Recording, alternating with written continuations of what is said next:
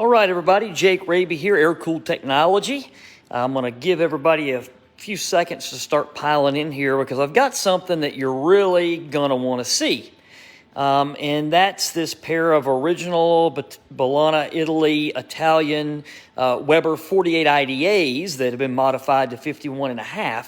But what is unique here is the fact that these carburetors were part of a situation where my Porsche 356C Outlaw was stored for 5 years. And it was actually on display at a establishment that does a lot of custom detailing. So we did ceramic coating to the 356, and things kind of happened, and I really wasn't driving the car, so I just kept it in storage, basically with them on display indoors in their showroom for 5 years, actually 5.5 years.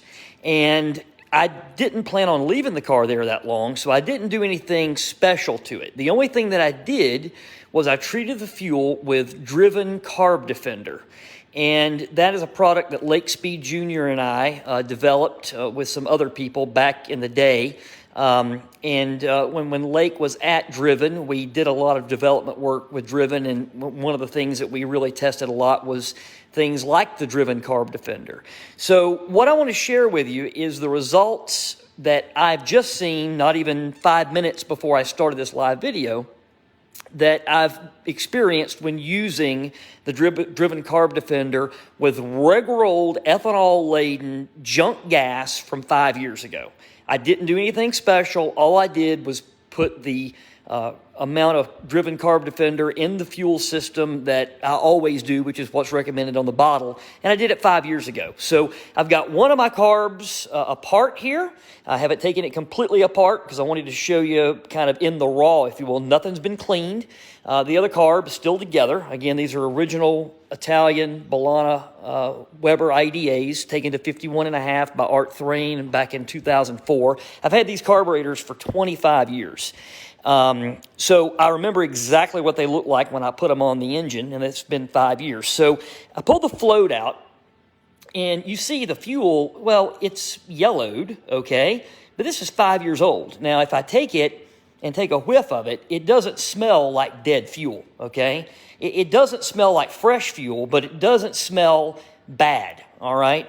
Now, in here, you see more yellow, okay? But there's no corrosion. All right, there's no corrosion here. I deal with carburetors all the time in applications where storage occurs, and I'm going to take this out to some ambient light outside so you can see.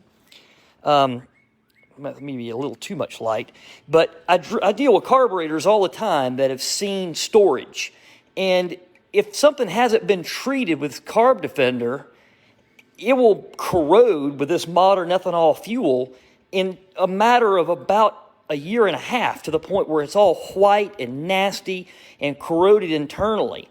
And everything has to come apart. Sometimes I see the carburetor seize up, and I don't see that at all with this. Now, I'm going to dump this out, and it's nasty, right? Because it's 5-year-old gas, all right?